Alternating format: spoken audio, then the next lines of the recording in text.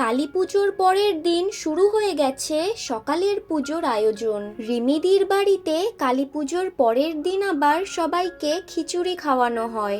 সকালের পুজো হওয়ার পর দই চিড়া আর ফল প্রসাদ খেয়ে নিয়েছি।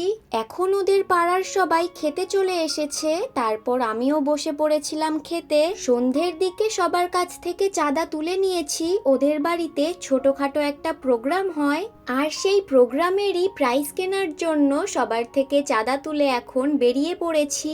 চা খেয়ে গিফট কিনে চলে এসেছি বাড়িতে, আর বাড়িতে আসতে না আসতেই মিউজিক্যাল চেয়ারে নাম দিয়ে দিয়েছি, সাথে মিউজিক্যাল চেয়ারে সেকেন্ডও হয়েছি। আমাদের বুগ্গুও মিউজিক্যাল বলে ফার্স্ট হয়েছে আর নাচার জন্য একটা প্রাইজ পেয়েছে।